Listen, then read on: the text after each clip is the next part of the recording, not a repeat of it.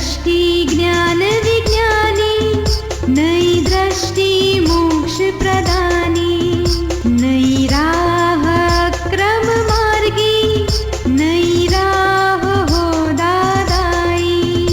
जय जय स्वस्वरूपम ज्योति, अहो प्रत्यक्ष है ये ज्ञानी।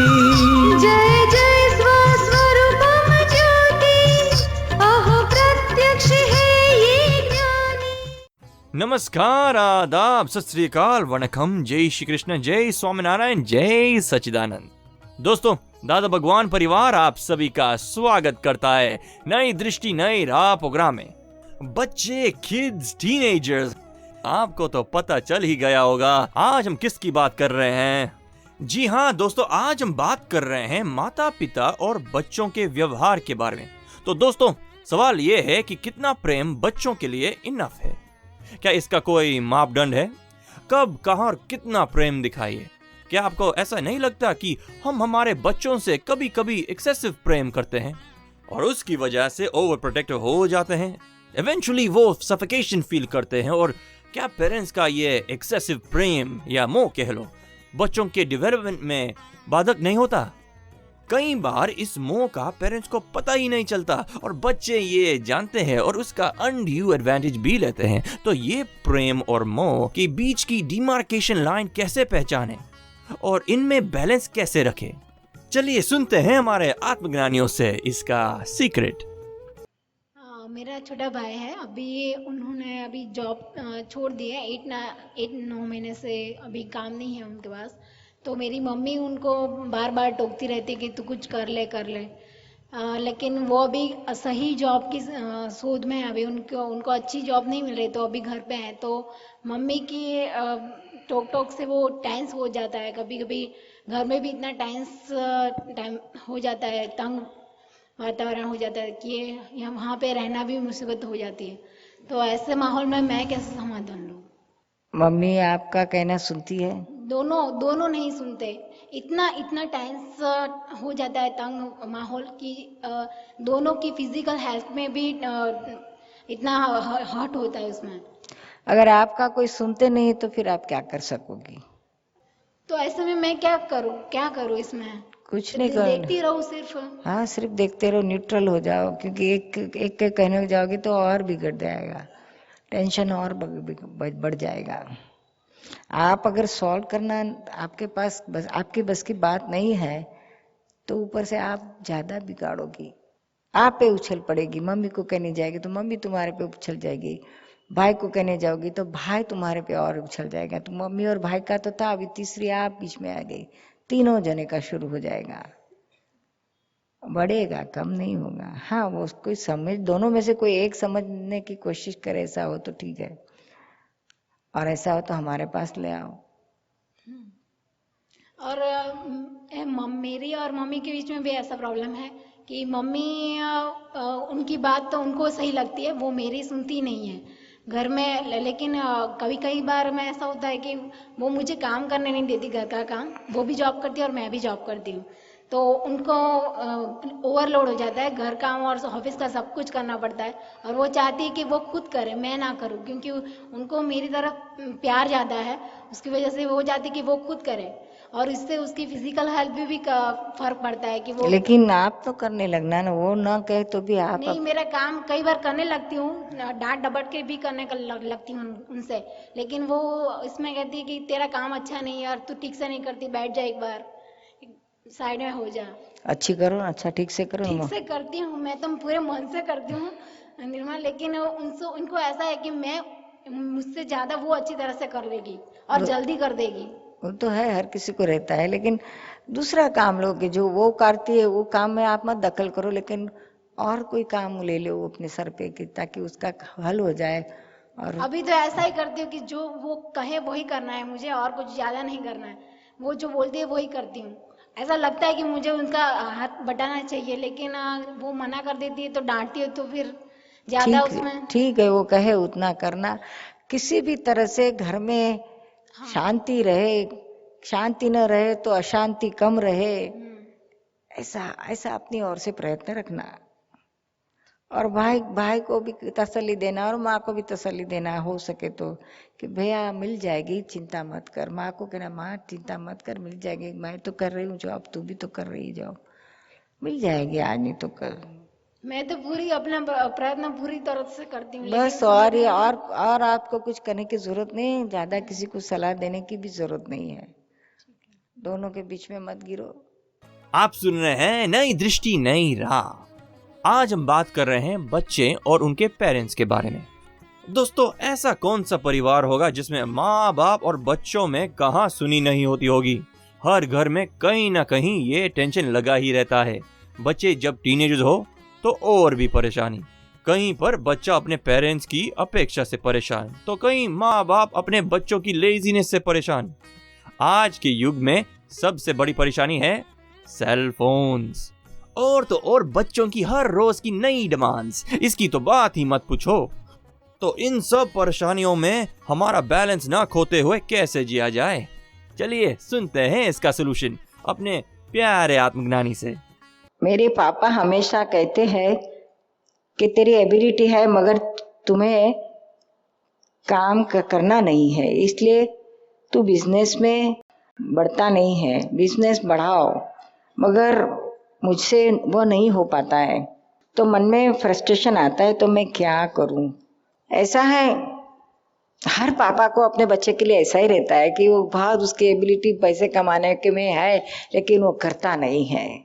अभी आपके पापा को पूछे ना, तो वो भी वही आपके पापा के लिए कहते होंगे। नहीं, दादाजी का तो नेचर ही अलग था पूरा, वो तो कभी कुछ कहते ही नहीं थे। बहुत अच्छा, लेकिन ये तो एक्सेप्शनल। बाकी हर किसी को ऐसा रहता है, हर पापा को ऐसा लगता है कि मेरा बेटा नहीं करता है कुछ, ज्यादा करना चाहिए, ज्यादा करना चाहिए। तो ये उनकी साइकोलॉजी रहती है पिता की, अपने बेटे के प्रति मोह है, एक्सपेक्टेशंस है ज्यादा, वो एक्सपेक्टेशंस से इसे करते हैं। आपको ये सारी चीजों को समझना चाहिए कि ये इसके असर अपने पे होने नहीं देना चाहिए। इससे आपका फ्रस्ट्रेशन बढ़ेगा, डिप्रेशन में जाओगे, उससे फायदा नहीं होगा। वो गुस्सा किसी और पे निकल ही जाता है। हाँ, पत्नी पे निकलेगा और किस पे।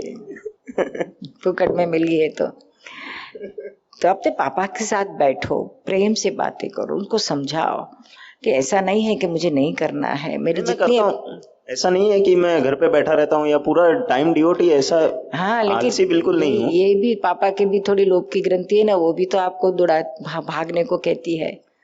तो आप ये समझो और उनको बैठ के समझाओ कि हमको इसमें से क्या फायदा और नुकसान है। मैं तो मेरी ओर से जितना होता है करता हूँ, ऐसा बैठा नहीं और कुछ पैसे नहीं लाता हूँ, ऐसा भी तो नहीं है, पैसे कमाते हो ना। नहीं, तो फिर वही बात आई ना कि क्या मेरे में एफिशिएंसी नहीं है उतनी। है नहीं है, क्यों नहीं रहती तो आप कुछ पैसे ही लाते नहीं थे, लाते तो है ना। हाँ, वो तो लाते हैं ना। हाँ, लाते हैं। अभी उनके एक्सपेक्टेशन के हिसाब से नहीं आते, उसका मतलब तो ये नहीं है कि आप कुछ करते नहीं है, आप एबल नहीं है। औरों के कंपैरिजन देख के शायद आपके पापा को होता होगा, या तो खुद की एबिलिटी और खुद को जो मिला है उसके कंपैरिजन में देखते। लेकिन पापा को कहना आप कौन सी उम्र में पाए और मैं अभी कौन सी उम्र में हूँ। नहीं, लेकिन अभी सर्कमस्टेंसेस पूरे चेंज हो गए ना। आज सामने कस्टमर है, वो भी सोचता है कि मैं इसके पैसे खोटे कर दूं, या ऐसे भी बहुत इंसिडेंट्स होने लगे हैं अभी। हो सकता है, अभी तो जमाना बिगड़ गया है, लेकिन अपनी ओर से काम करे तो जाओ। हम सोचते हैं कि ये संभाल के काम करे ताकि जो है वो भी चला नहीं जावे। बराबर है, सच बात है। और मेरा पहला प्रश्न उसमें वही है कि जो चीज को हम देखते हैं कि अभी जैसा कैपेबिलिटी है कि अभी लेटेस्ट मोबाइल है, लेटेस्ट टेक्नोलॉजी है, लेटेस्ट कार है, वो पाने की जो चाहत रहती है, तो उसमें वो भी होता है कि मैं ये अचीव करूं। वो उसमें आप हमें कंट्रोल करना चाहिए, वो आपकी ओर से, पिता की ओर से नहीं है। इसका तो कोई अंत भी नहीं है ना। एक मोबाइल लाएंगे तो उससे तो आपका काम चलता ही है, लेकिन मार्केट में दूसरा नया 3 महीने के बाद आ गया मोबाइल, तो हमको वहाँ जरूर हो जाएगा कि यही लाना है। तो माइंड मटेरियलिस्टिक वैल्यू के पीछे भागता है ना। तो अपने माइंड को संवारो। अगर माइंड को आप संतोष में रखोगे तो ही आप सुखी हो जाओगे। बाकी तो आपको ढेर सारे पैसे आ गए ना, तो भी आप सुखी नहीं रहोगे। उसको संतोष में लेना चाहिए, समझ में आया ना। नहीं, वो लाइफ का आनंद नहीं ले पाते हैं। नहीं, लाइफ का आनंद ये मटेरियल चीज में नहीं है। लाइफ का आनंद अपने भीतर में है, अपनी समझदारी से, अपनी सच्ची समझदारी से मिलता है, सच्चे ज्ञान से मिलता है। यही जो आपकी समझ है वहाँ ही रॉन्ग हो आप। मटेरियलिस्टिक, हाँ आपको जो बेसिक नेसेसिटी जो भी कुछ है, मोबाइल रखने के जमाना है तो रखो, लेकिन फिर ये स्टाइल का होना चाहिए, वो स्टाइल का होना चाहिए, नया देखा, नया मार्केट में आया तो फिर उसके पीछे भागो, उसका अंत कहाँ है? ये मार्केट वाले तो हर 3 महीने में दूसरा नया निकालते आपके जेब खाली करवाने के लिए। क्या उसके पीछे हमारा सुख चैन छोड़ दे, मुंह पड़े जो हमारे आत्मा के लिए दुश्मन है? नहीं, पैसे का लोभ नहीं है, लेकिन आज हम देखते हैं कि इसके लोभ पास की बात नहीं है, मोह। मोह से आप मूर्छित होके उसके पीछे पड़ते हैं। हम क्यों किसी के गुलाम हो जाए? ये भौतिक चीजों के लिए हम गुलामी क्यों? हमारा सुख चैन क्यों गंवाए? कहाँ चैन मिलता है, कहाँ सुख मिलता है? वो टारगेट रखते हैं ना कि इतना टर्नओवर करना ही चाहिए, दिमाग में सब प्लानिंग करके तो चलते ही है ना। टर्नओवर करो, लेकिन ये चीजों के पीछे मत पड़ो। जो मिलता है ठीक है, उसके सदरस्ते अच्छे रास्ते से सारे सत्कार्य में वो पैसे का उपयोग करो, कितना संतोष होगा, कितना आनंद मिलेगा। नहीं कि ये भौतिक चीज लाने से टीवी लाया, गाड़ी लाई, मर्सिडीज लाए। नहीं, वो बात अलग है, लेकिन जब भी जो जैसा आपने बताया ना कि वो आत्मा के ट्रैक से अलग हो जाता है ना, फिर हाँ बहुत ही अलग हो जाता है। उसके पीछे भागने में कि ये टारगेट पूरा करने में हम जो ज्ञान की जो पटरी से उससे उतर जाते हैं। बिल्कुल उतर जाते हैं, देरी नहीं लगती है।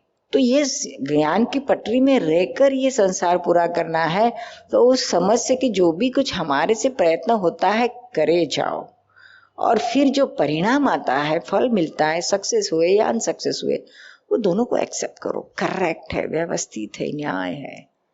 पहले मत सोचो पर, लेकिन परिणाम आने के बाद देखो जो भी आया, तो फायदा नुकसान दोनों करेक्ट है। वहां पे ईगो आगे निकल जाता है ना। ईगो कहता है ना कि आप सक्सेस नहीं गए। नहीं, वहाँ आप एक्सेप्ट करोगे तो ईगो की बात ही नहीं रहेगी। बुद्धि ईगो दोनों वहां नहीं रहते हैं जब आप व्यवस्थित है, करेक्ट है, जुआ हुआ सो न्याय। इन शब्दों के आगे, इस ज्ञान के आगे बुद्धि, अहंकार, मन बन कोई खड़ा नहीं रह सकता है। सब बैठ जाते हैं, चुप हो जाते हैं। ज्ञान है इतना सुंदर, रिजल्ट के समय उसको यूज करो, पहले मत करो। पहले अपना काम करे जाओ, जितना हो सके पॉजिटिव रह के करो, करता होके मत करो। संजोग आपको काम करवा रहे हैं तो इस संजोग को देखते जाओ, समझते जाओ और अपने आप को काम करवाने में जुड़ा दो। कुछ दिन अवेयरनेस रहती है, फिर वही हो जाता है कि उसने वो आगे निकल गया रेस में, ये बस रेस नहीं, ये आपने अभी एक मिनट के क्या अभी बात करी, इतने से ही आपने अटक नहीं जाना है। इस चीज को आपने हमेशा अपने दिमाग में मंथन मनन करते रहना चाहिए कि ये मैं जो सोच रहा हूँ ये करेक्ट है या रॉन्ग है।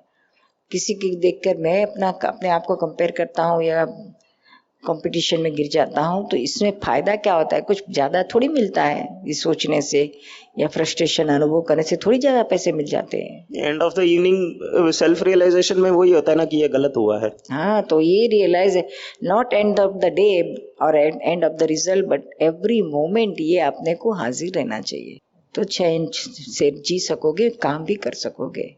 जय सच्चिदानंद। आप सुन रहे हैं नई दृष्टि नई राह, जो सुलझ जाता है जिंदगी की हर सवाल को। दोस्तों, आज हमने माता पिता और बच्चों की कई समस्याओं पर गौर किया। हमारे प्यारे आत्मज्ञानी ने प्यार भरा रिलेशन बनाए रखने के लिए हमें एक्सीलेंट पॉइंटर्स दिए। तो दोस्तों, ऐसी सारे सवालों के जवाब पा सकते हैं हमारे हर रोज के कार्यक्रम में। सुनना न भूलिए इसी समय इसी चैनल पे। अधिक जानकारी के लिए हमें कॉल करें 1877-505 एक्सटेंशन 23 और लॉग इन करें hindi.dadabhagwan.org या फिर ईमेल करें dadaonradio@us.dadabhagwan.org या फिर दादा भगवान फाउंडेशन यूट्यूब चैनल को सब्सक्राइब करें। आज के लिए हमें दे इजाजत, कल फिर मुलाकात होगी। तब तक के लिए स्टे इन द प्रेजेंट। नई दृष्टि ज्ञान विज्ञानी, नई दृष्टि मोक्ष प्रदान।